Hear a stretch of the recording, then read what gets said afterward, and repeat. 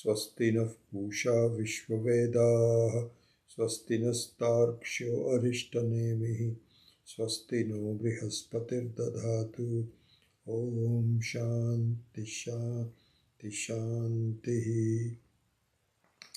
ॐ सहना भवतु सहनौ भुनक्तु सह वीर्यं करवावहै तेजस्विनावधीतमस्तु मा विद्विषावहै। ॐ शान्ति शान्ति शान्तिः। So last week we started the seventh mantra. So let us chant it. Again, there's an issue that some of you may not be attending both the classes of the week. So a little bit of revision to make sure that you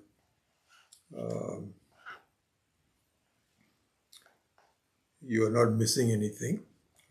So I'll try to do that. So let us chant the seventh mantra. And this is an important mantra and one that it would be good if you can memorize it. It will take a little while, but out of all the various mantras and shlokas that you could memorize, this one also is a very good candidate. So I would recommend that you memorize it. And it'll be a while. So let's do that. I will chant it twice today, and from now on maybe just once at the beginning of each class.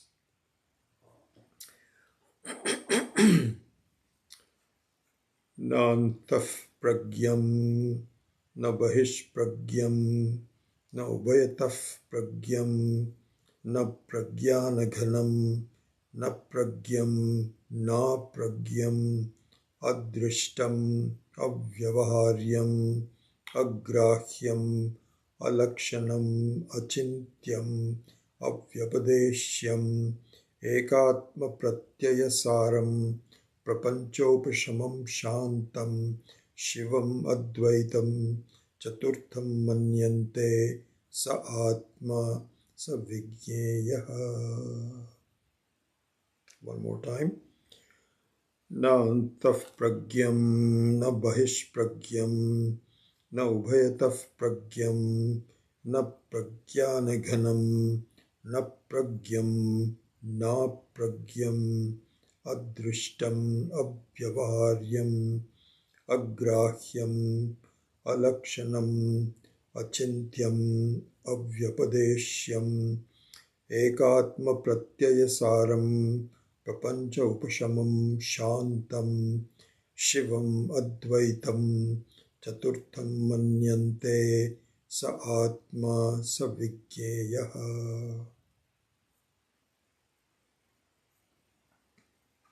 Saha atma sa vigneyaha. It's really, all these are Sanskrit and you feel, what is it saying and so on. You know what it's saying? The whole description is about you.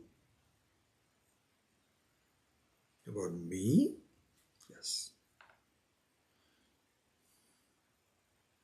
Because you have your own ideas, we just like for we've asked for a bio. You can, for the 2-day retreat. And so, your bio will say, I did this, this is what I'm doing. These are your views about yourself. Okay? Well, are they accurate? Not saying they're not accurate, because you're not, I'm absolutely positive you're not exaggerating, you're not lying. It is really exactly the way you think you are. But it is really just on the surface. That's not who you really are. You know, if I were to ask for your real bio, you know what you will say?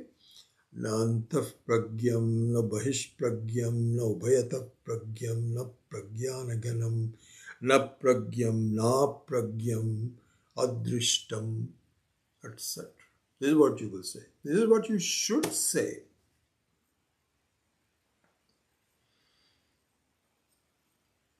But why don't you say that?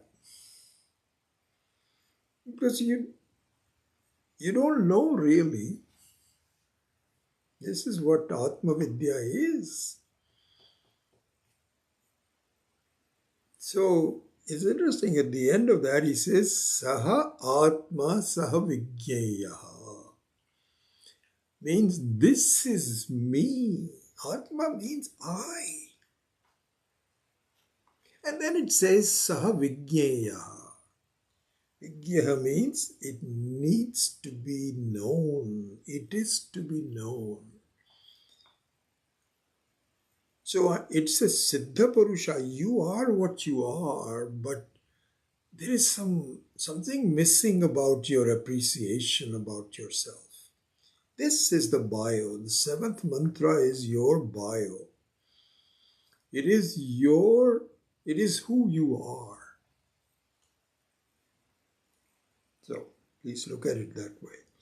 Sometimes we say, oh, this is the seventh mantra of the Upanishad, then there is Karika. This is all indirect knowledge. But really, the Sakshat Karanam, the Aparoksha Jnanam, is to see that this is your description. Nobody else's, yours. So, when we started the discussion on the seventh mantra in the last class, just a very brief review for those of you that didn't get a chance to see that. What we said was, and just as a revision of even those that you might have seen, might have attended the class, what we saw that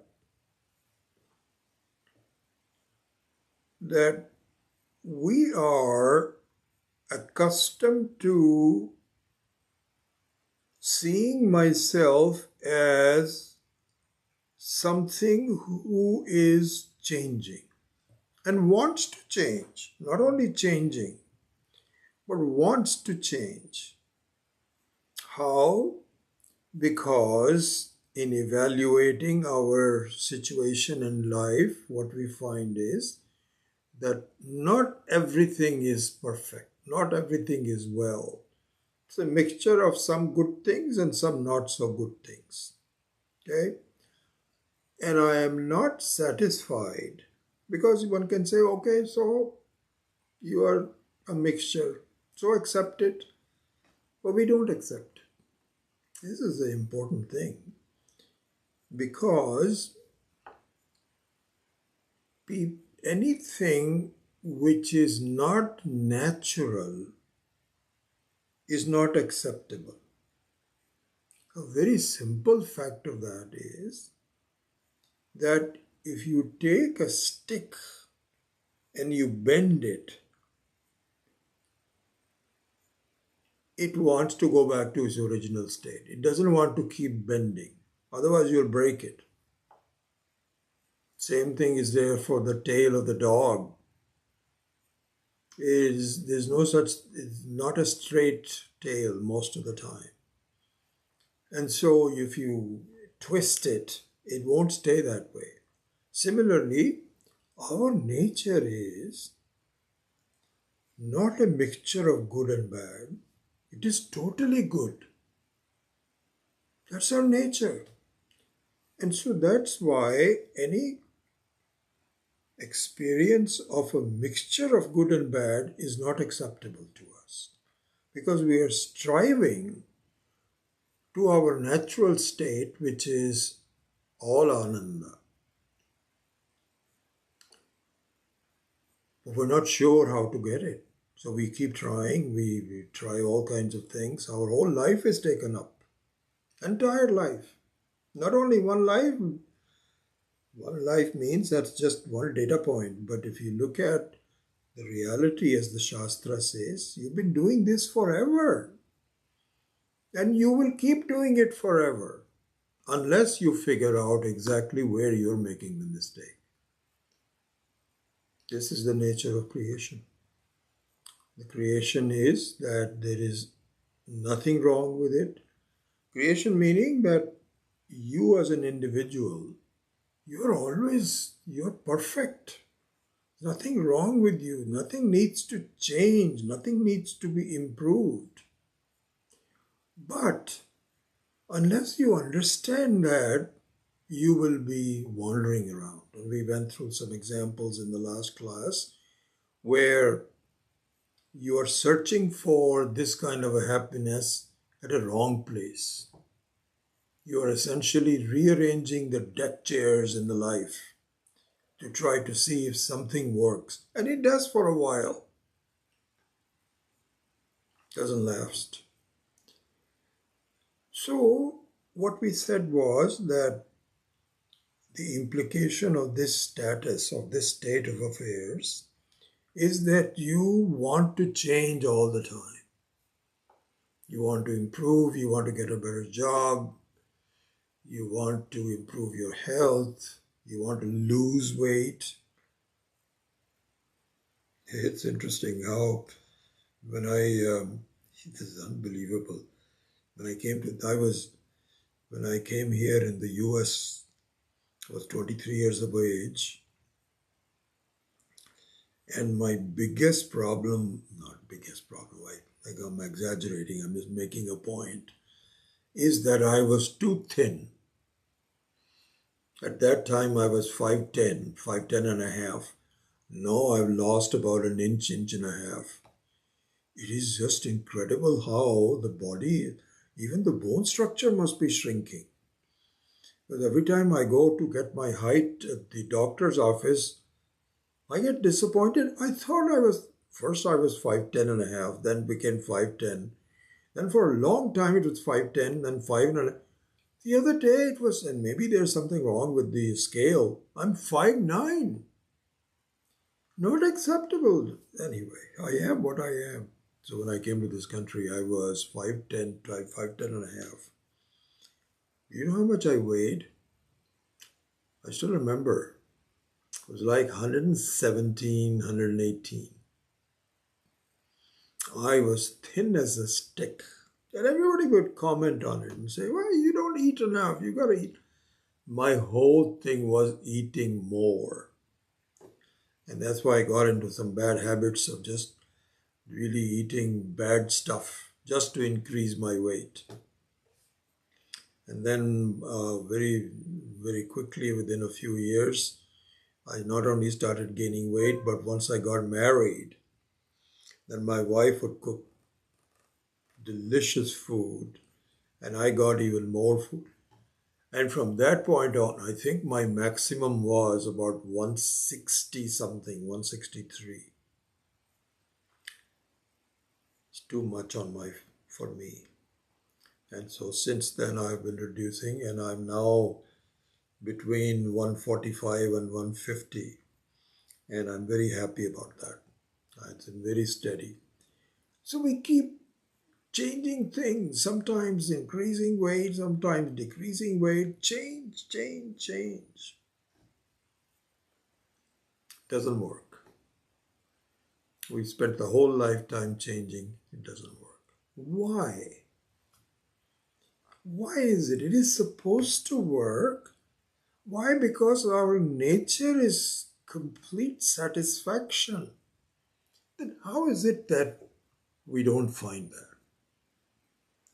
This is the crux of the seventh mantra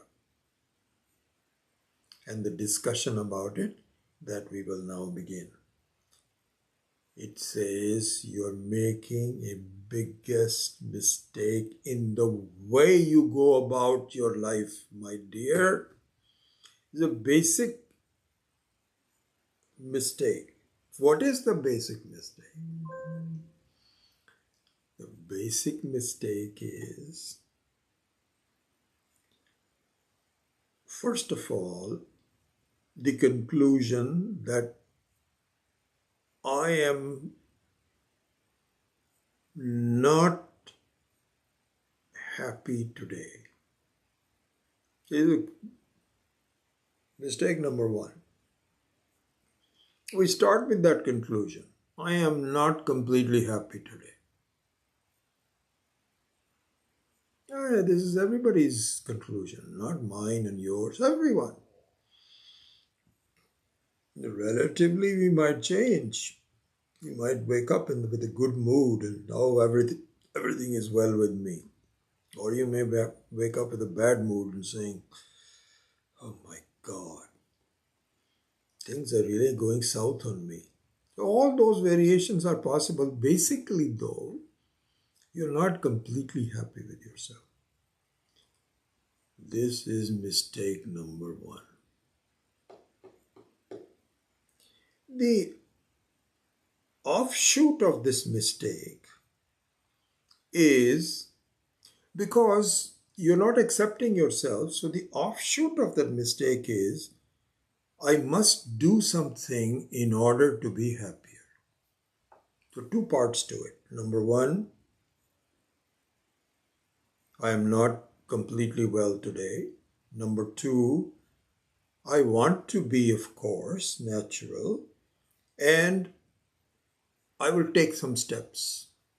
Some that are under my control, some that I expect others to help me with, the whole world, and I will be okay. Hopefully, I'll be okay. I'll be better. You may not be completely okay. That's another thing. We were talking about it last class. Remember the example of this woman that had lost the earrings. So we, just to summarize that class, what we said was that there are two parts to my search which are foolish. My search is foolish for two reasons. One is that I'm not sure exactly what I'm searching for, and the second is the place where I'm searching is wrong. Other than that, everything is okay. So, going back to it, I feel I'll be better, but I don't know if I'll be completely okay. That I don't know. I'm kind of hoping, but the evidence of this life is such that it doesn't appear to be the case. You die without finding a complete happiness. Nobody seems to really die without, at least the ones that we know about. There are people, but we don't know about them. So this is my situation. So this is the basic mistake. This is the starting point in my life. And then we ended up the last class by saying that for us as individuals, we have a question that I kind of understand what you're telling me, but what am I supposed to do? How do you think I should solve this? I don't understand that. All I can do is to do as well as I can given my circumstance. And I understand that all circumstances are not the same. People are born with issues. Some people develop better. All those kinds of things I know that pretty much as an adult. Don't have any issues with that. But given what I have, I don't know what else to do. You're giving me a very ambitious target, and I don't even know whether I can ever achieve it. And if I could, I'm not sure how I would go about doing it.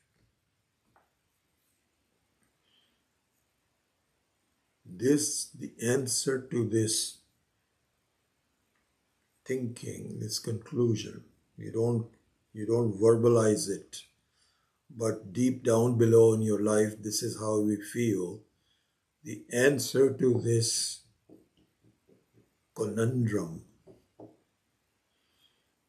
This conundrum is an interesting thing because I cannot find complete happiness, and at the same time, I don't want to give up trying. Here's the conundrum. This is the conundrum. So the answer to that is the starting point of the seventh mantra. And in fact, the seventh mantra is a continuation of the Mandukya Upanishad and the Karika, the whole thing. It's not as though it's separate from it. But it brings to head the question and the answer. So to now let's go into the answer of the seventh mantra. So please follow the teaching here by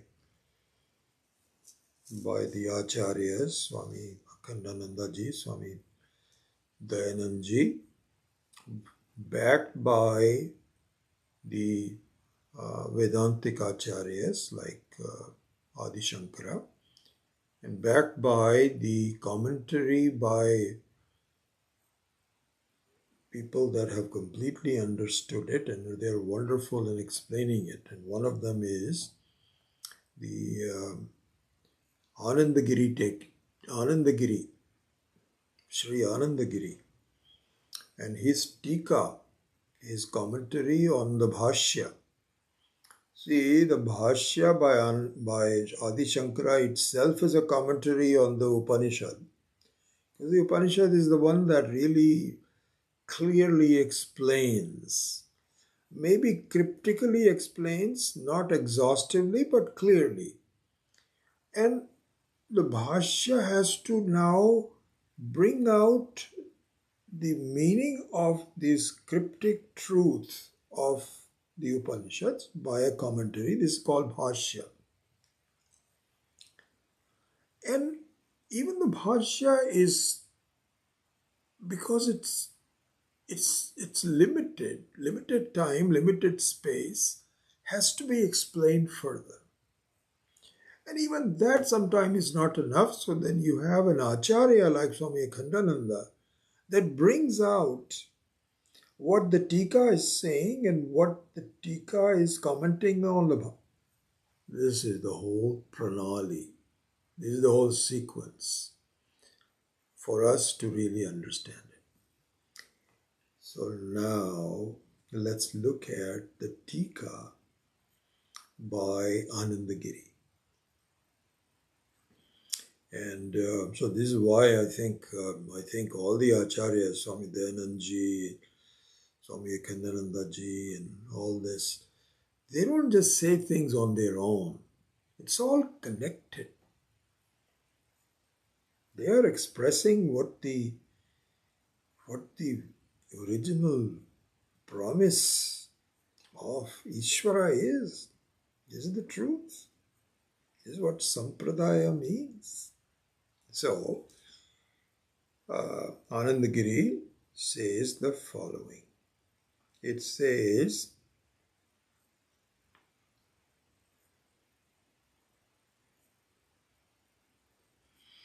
so to give you the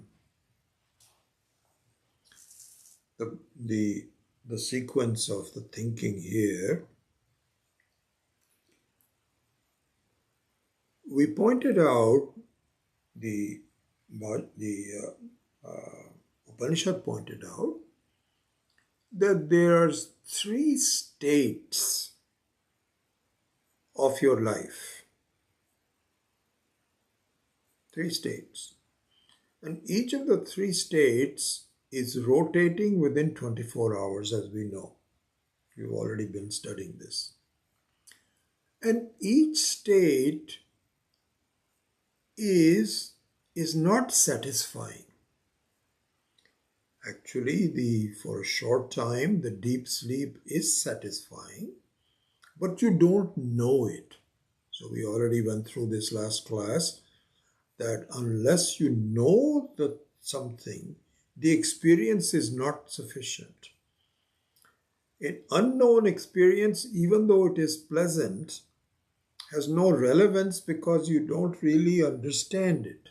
You have to have the uh, the the the knowledge, the presence of that experience to be able to see what it is all about. That's when you enjoy it. We talked about the examples of eating something which you have the experience of enjoying, but you were not paying attention to it. So you don't really even enjoy it as much as you would if you were to know what it is. We went through that.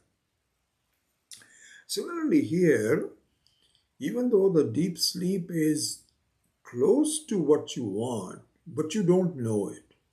Other than that, if you look at the majority of the time that we spend in waking state and dream state, it is not satisfying completely. So here the Mandukya is saying that there is a fourth state called Turiya. Turiya, from a grammatical standpoint, if you want the English translation of Turiya, it is the fourth state. It's the fourth one. It doesn't say state, sorry, it's important. The fourth one. And by implication, it is the fourth state. This is the fourth one. So now, look at the logic. The logic is that we've already described three other states that we are going through in a cycle every day. Waking, dream, deep sleep. Waking, dream, deep sleep. And none of them are satisfied. I'm not satisfied with any one of them. And the Mandukya says, by the way, there is a fourth state. So the expectation is that I want that fourth state that the Mandukya is promising. The Upanishad is promising. It is saying it.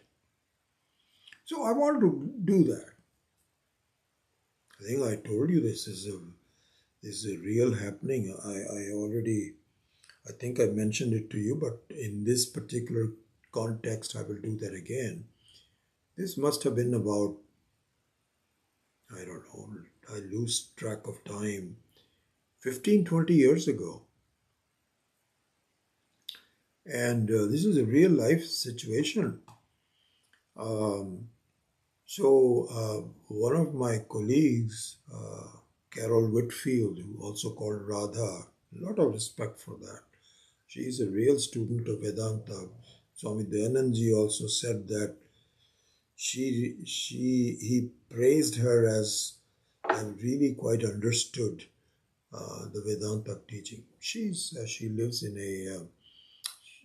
a farm in between San Francisco and Sacramento, and has some people that live with her, and she's pretty much cut off from us. She doesn't respond to anyway. I have a lot of respect for her.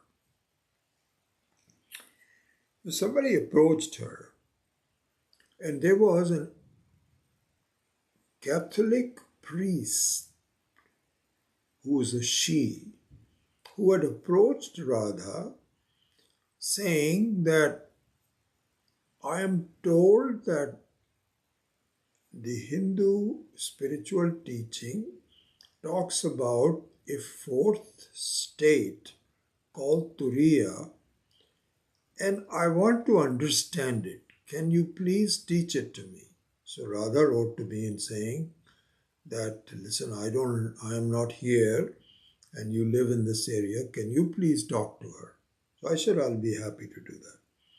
So there was a contact number. I called her up, and so I was ushered in to a house next to a church. I think it was in Cupertino. And she received me with all honor and, made me sit there. And there was just the two of us. Somebody brought me into her room, and she asked him to leave. She just wanted to have a private conversation. She shut the door and said, I really want to understand Turiya. Can you please tell me about it? And interestingly enough, when I started talking about Turiya, I could, at first, she was very interested, as though, she was expecting that something will happen that will make her understand it. So she was like this. Then, as I started talking about it, I could see shades of doubt and disappointment on her face. I could see that. I could notice it. And by the time I left, about, I don't know, half hour later after talking to her or something like this, I could see that she was disappointed. Is this what it is? I thought it was something more than that. It was kind of like, she didn't say that. She was very thankful and said, "Oh, that was so wonderful." You know how people polite they are. No, she didn't get it. So I still remember that experience. This is a long time ago. I said 15, 20 years ago. I don't know. This is exactly where we are in the seventh month. And this is what is being discussed by the Acharyas, Anandagiri and Adi Shankara and all that. What they're saying is that when the Upanishad mentions the fourth one, the expectation is, as was her's case also, this Catholic priest's situation, that there's something different that will come up. And this is all discussed very much. If you were to read Swami Kanananda's, he says, the expectation is there must be some method to do that. And people are following the methods.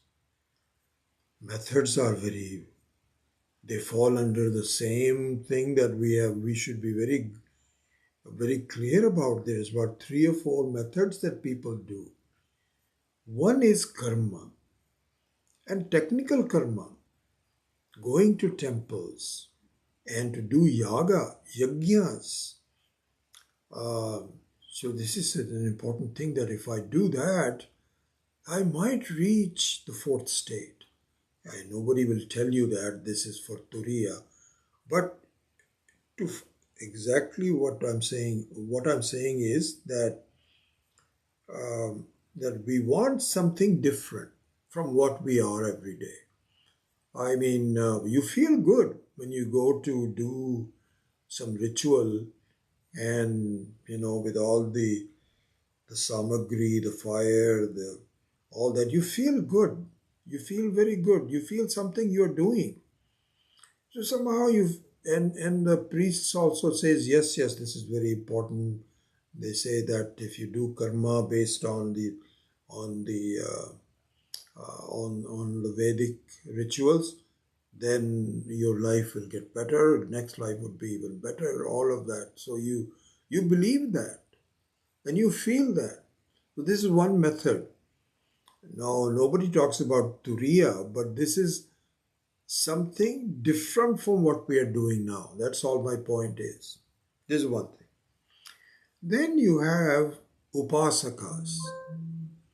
They say, this karma and yajna business is okay, but really what I want to do is devotion to Ishvara, devotion to my Ishta Devata, whether it is Vishnu or Shiva or Maheshwara, whatever different ones, or for Ganesha, the Ganesha Chaturthi, and all that.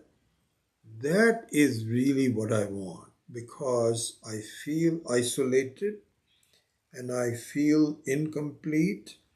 But if I just submit myself to Ishvara and just do Sharanagati and do prayers and ask for his blessings, then I will be okay. So this is another method. Then the third method is what is espoused by Sankhyas. And the Sankhyas say that you have to understand what is going on. And just doing yagas and upasanas are not enough. You have to use your buddhi, not just manaha, in order to understand what is going on. And let us tell you what is going on. What's going on is that there are two factors in life. One is Prakriti and the other one is Purusha. And you are mixed up between those two. Prakriti is confusing you, and the Purusha is kind of lost in the Prakriti. So what you need to do is to separate those two very clearly with Viveka, just like we say. And Prakriti has a power to display the whole world in front of you. That is what Prakriti is, that is nature. The word Prakriti is a very interesting one. It means Prakarshena Kriti. So Kriti means, if you are in music, Kriti means a composition.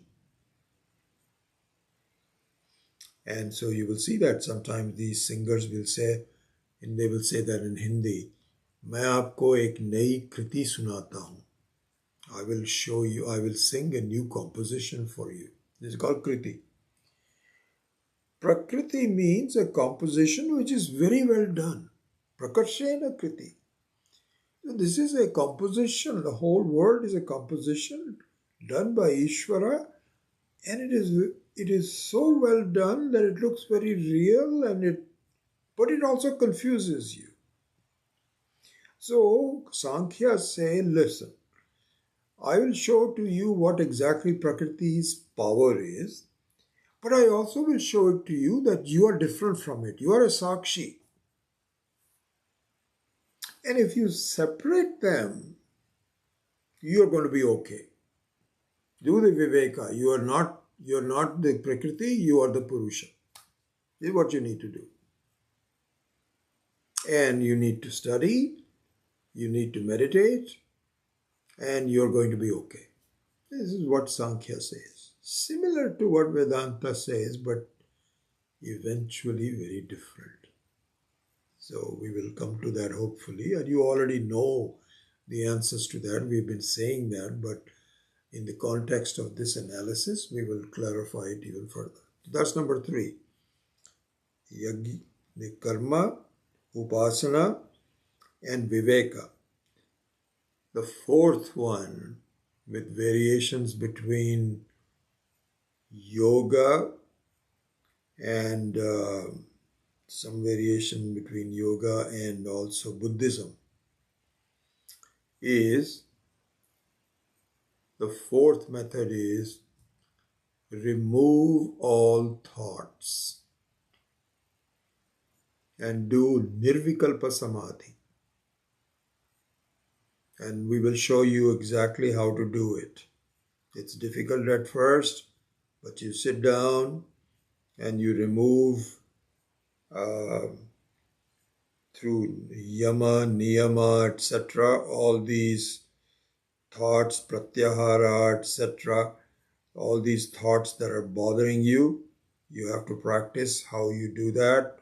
And then you sit down with that asana and close your eyes and develop the power to have all of the thoughts go away from you. And if you keep doing it, you reach to a point where you will say, aha, I am the thoughtless one.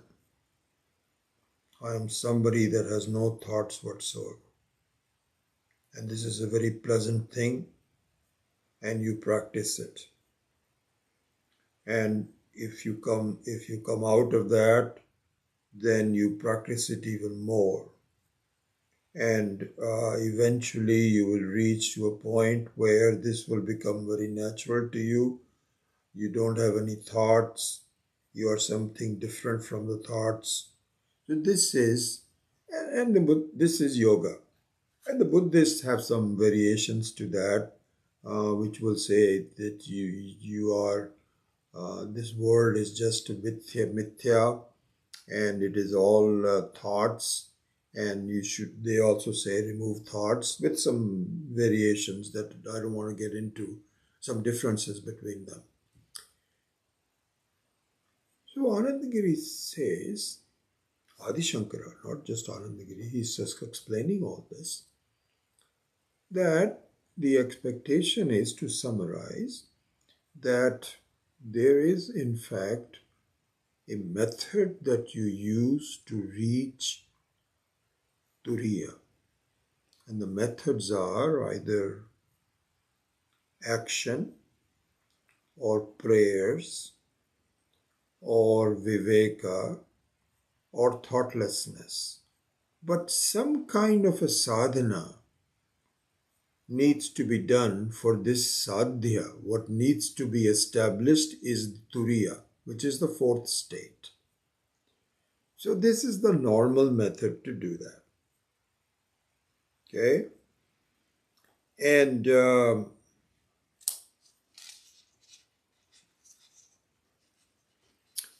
if you do that, this is also an expectation that you as a limited person may need some help from Ishvara. Because you cannot figure out the whole thing. You are just one individual in this whole creation, and we all know that we need help. Anytime you have a disease, you need a doctor.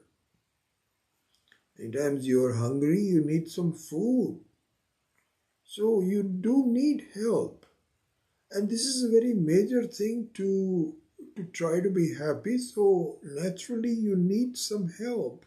And the natural source of help is the whole creator of this whole thing. And you resort to help from that Ishvara. This is the setup. Now, none of this is explicit. This is all in your own thinking, whether you want to do karma, upasana, etc., and help from Ishvara, all that are options that appear to you in your own mind, and you have to choose one of them. Not have to, but you do choose one of them because you feel these are the only options that I have. To summarize, I am not okay today. I want to be okay, and here are the things that I need to do in order to be okay. So this is the setup. So here the analysis of Vedanta starts, which says, no, this is not going to get you where you want to be. Because you are looking for completion, independence.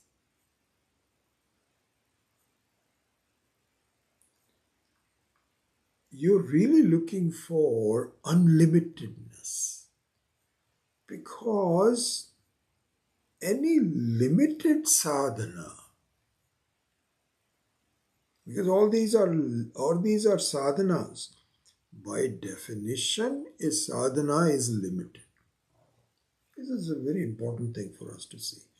And this is a very obvious thing from a mathematical standpoint. I feel, when I think I've already told you this, when I met Swami Dayanandji, the very first few days, he made this very clear to me. And that is really when I decided I'm going to pursue this. I decided mentally, I hadn't told my wife that yet, that I am going to study this. And I am, up to that point, my main thing was to do well in my job. And because I had gotten a couple of master's degrees and I was working hard and, like everybody else. But the moment I found out this from Swami Dayanandji, I think I've already told you this, because I was saying, how do I achieve that? Because I felt that Swamiji had that understanding of where we want to go. How do I get there? So Swamiji had told me, he says, do you know infinity? I said, yes. No means I understand what infinity is. Can you ever reach infinity? Because if you want to reach infinity, your conclusion is that right now I am not infinity, but I want to get to infinity. And reaching for all happiness, really, that's what it means. All this was not clear to me at that time in the detail, at that stage of my life, but I could understand the mathematical aspect of it. And I remember Swamiji saying, the only option is you already are infinite and you don't know it. My God. And I must say, this kind of a dialogue I did not even have with Swami Chinmayananji. I'm not saying that he doesn't know. Not at all. He absolutely knew. But I didn't have that dialogue. I didn't have a chance to clarify that doubt. Somehow in my dialogue with Swami Dayanandji, this came up. I said, good heavens. And do you know, this is the crux of the 7th month. This is the crux of it. How? Let's look at it. So, our feeling that I want to be somewhat different from what we are is a quest for infinity.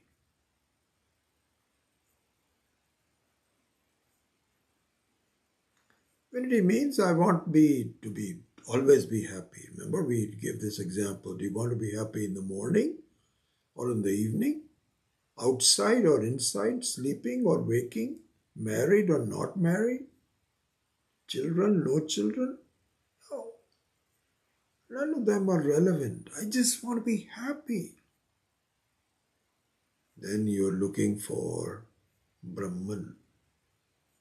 You're looking for Ishvara. Really? I didn't know I was looking for Ishvara. Yes. That is the state. The state of Brahman is Ananda, Satchit Ananda, Swarupa. It is not conditional. That is the nature of Brahman. That's what you want to be. Number one. Number two, you cannot get there. That itself is non-mathematical. That I want to get to infinity. I want to keep on. This is exactly what we do. No matter how much money we have, we are not solely satisfied. I want something more. This, I think, has happened to me 2 or 3 times when I bought some stock. I Now, when I first retired, I used to do all of my stocks myself. And I made some money and then I lost some. I decided I'm not going to do that.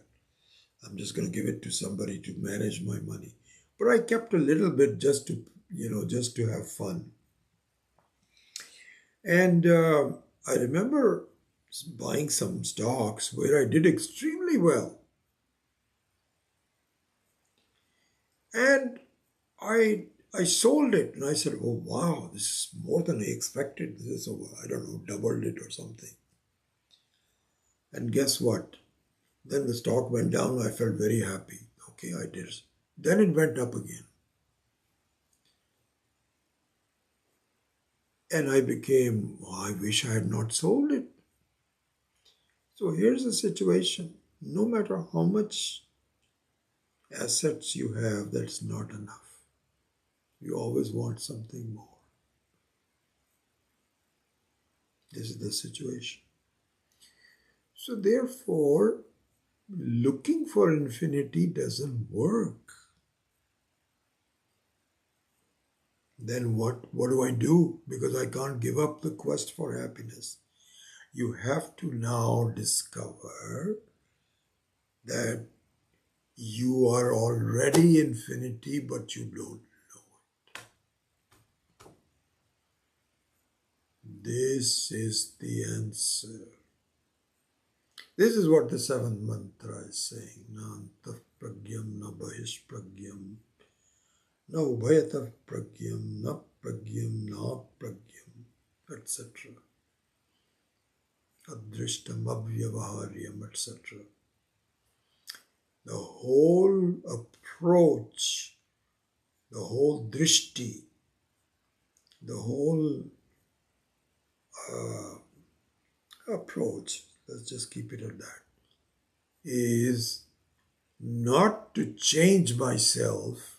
You can keep changing. It's not as though stop changing. That's not what is being said. But the quest of happiness through change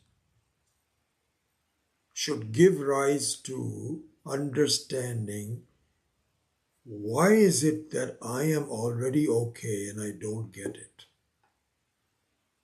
This is the transformation to the new approach. And this is what the seventh mantra is saying. And what it is saying is, you have all these states that you are going through every day. Waking state, dream state, deep sleep state, jagat avastha, etc. And none of them are satisfying, true. So you need to take a new approach, and the new approach is not to find a different state, but to find yourself as a common element that you were not looking into in the first three states. This is what you need to do. There's something that you were missing, and you still are missing, because we're in the middle of these three states. Fortunately, the only state where we can, only state means setup. The only setup where this can be done is the waking setup, where there is a teacher, there is a student, and we are having a discussion. So we're in the middle of that setup. So we should see that there is something which is already there but unrecognized. This is the direction we should go to. And not really resort to any other sadhana. This is a very big thing that we will be discussing in more detail as we go along, but I'm just giving you the introduction to the methodology. As part of this, there is a big discussion that Sri Anandagiri has given. He says, just look at it this. We talked about you need help from Ishvara. Fine. He says, let me just ask you. Is the Ishvara whose help you are seeking Saguna or Nirguna? This is an interesting way of analyzing. Very useful. So this, you've heard about Saguna Brahman, Nirguna Brahman.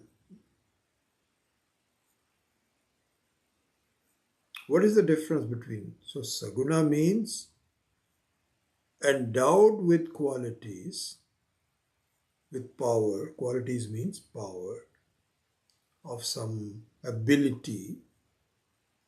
Endowed with ability is Saguna. Nirguna means devoid of all qualities, untouched by anything like power, ability, time, etc., independent of it completely. Nirguna. So these are the two extremes, these are the two possibilities. Is Ishvara, God, Paramatma, that you are seeking help from, is he or she Saguna or Nirguna? So there are two camps. So one camp says it is Saguna. He's capable of really doing anything.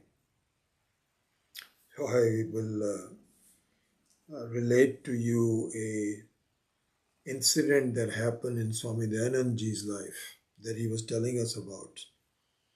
And this was when we were his students, and I don't know I think it was after PRC.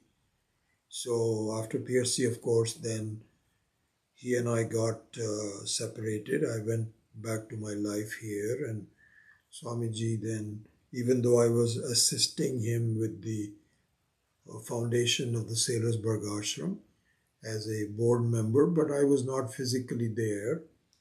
So we didn't really see each other that often after that. I would invite him for some talks in the area, including this home, where he gave Dakshinamurti Stotram. He taught here in this house. So we will meet, but I was not in constant touch with him. And slowly he went to India, and so anyway, so that's a separate thing. But he was relating this one incident that happened. So there was a discussion between him and a Christian priest. And they were talking about the formation of the world, how it came about. And I don't know all the details, but the Christian priest was saying that this earth was created by God in 7 days or something like that, and this happened like 3,000 years ago, not before that. So Swamiji started arguing with him and saying, 3,000 years? The whole world started in 3,000 years? We cannot accept it, because if you look at some of our ruins in India, they're like 15, 20, 50,000 years old. You cannot say that, and that's been proven through carbon footprints, that they are thousands of years old. You cannot say that the world is just came about. How can you say that the world was just developed like this? He was saying it politely, so he was arguing with him. So I remember Swamiji saying, you know what the priest told him? He said, Swami, that means you do not understand God. Swamiji says, really? How? He says, God is not an ordinary being like you are thinking. it will take years. And he has infinite powers, infinite capability. This is what he calls Saguna Brahma. I'm just giving you an example of that. He's got so much power. You think he cannot create the world he doesn't even need 3,000 years. He can just do like this. Why do you doubt that? It is the whole power of God. He can just do this instantly. Swamiji says, I must say, I had no answer for that. I mean, he had an answer, but he didn't want to really. I mean, he was now, this Christian priest was very comfortable in saying that God can do anything. And the implication is that if you just submit to him, the issue, to God, then you are under his infinite power and he can just set you free. There's nothing that you need to worry about. So this is one camp. So here there is a big discussion that Anandagiri gives. He says, how is it that the two people are going to come together? God and Jiva. God is powerful, Jiva is not. How is that going to happen? So, also some discussion about that. And then the second camp is that God is Nirguna, not Saguna. So Nirguna means non-affected. And we are now, as you and I, are endowed with gunas, flawed gunas, all right, gunas means qualities, flawed qualities, but we are, so how do we get united? What kinds of mechanism is there for me to be united between Saguna Jiva and Nirguna Ishvara? How does that happen? How is that going to happen? There's no real answer. But there is a real answer. The real answer is all this is because of even the concept that Ishvara is different from you. All this is because of the concept that Ishvara is infinite and you are also infinite. You're all the same thing, but because of your non-understanding, you look at yourself as a finite being. It is all a matter of mistake, not approach, not a sadhana sadhya, it is a siddha vastu, already done. This is what Advaita Vedanta is saying. So what it is saying is that instead of looking at Turiya as a different state from the three states that you are dissatisfied with, which you should be. Any kind of a life in those three states is not completely satisfying. It is somewhat there, somewhat not there. But our quest is complete satisfaction. So instead of looking for a fourth state, the answer is it is lurking, unscrutinized in those states alone.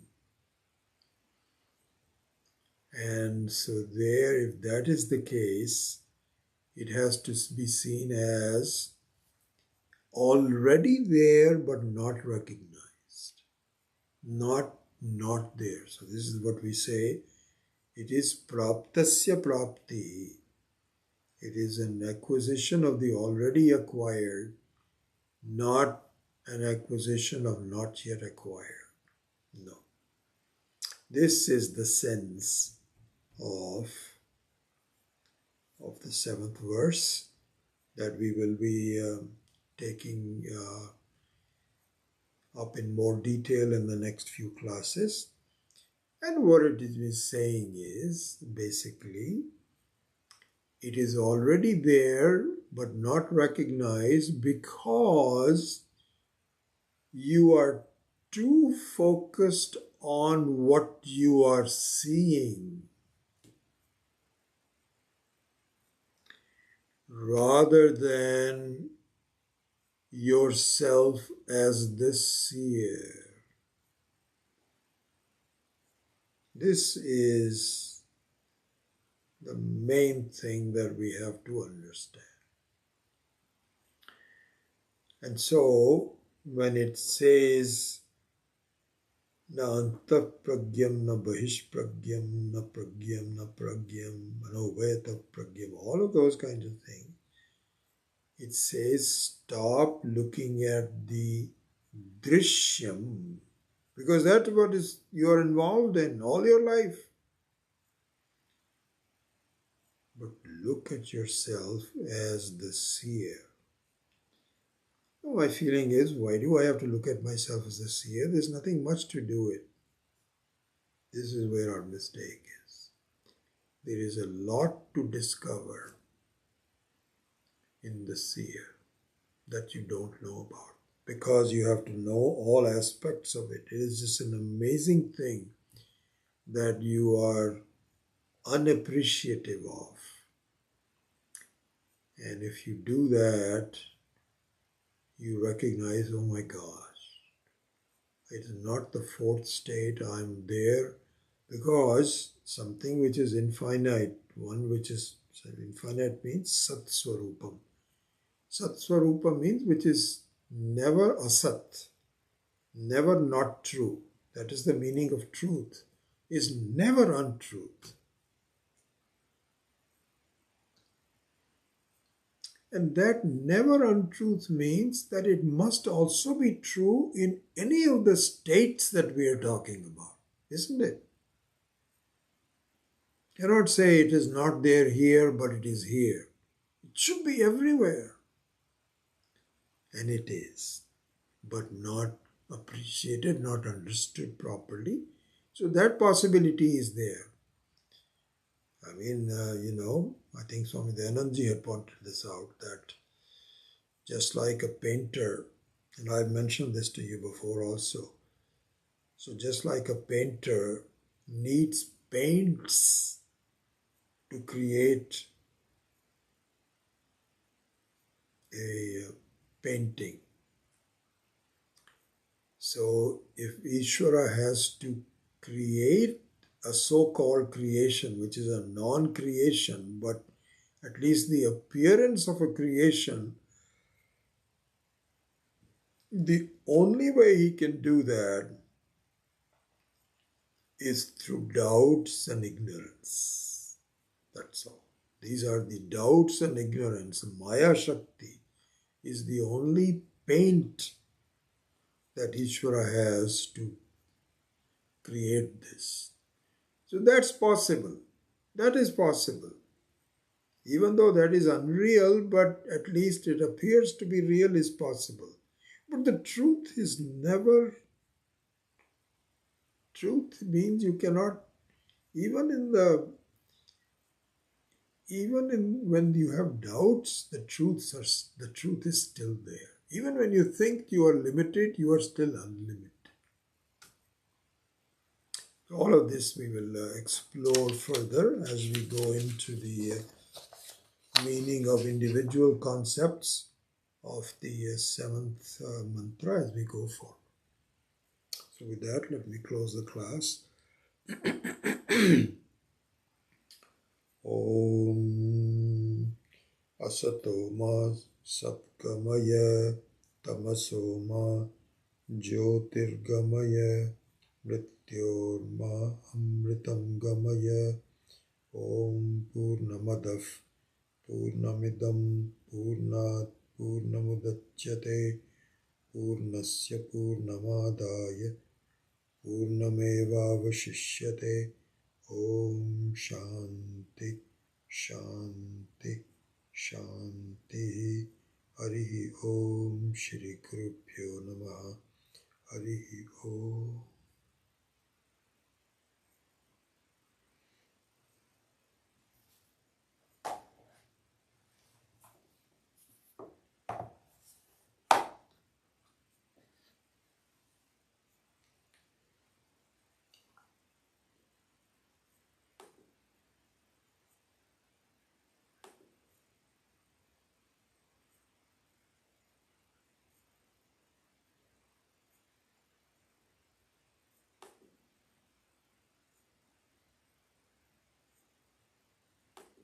It is possible. And the truth.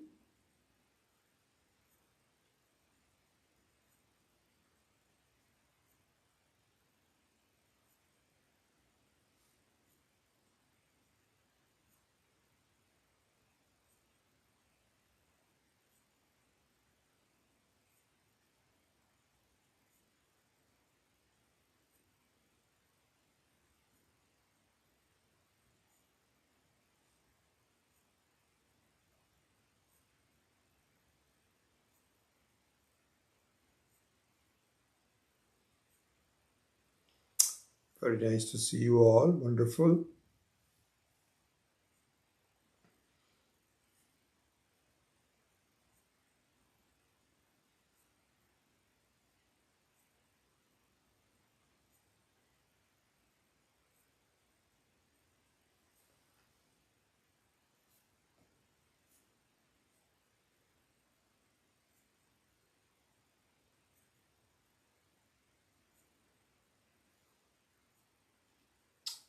Okay. Don't see any questions. So I will take your leave and we will hopefully see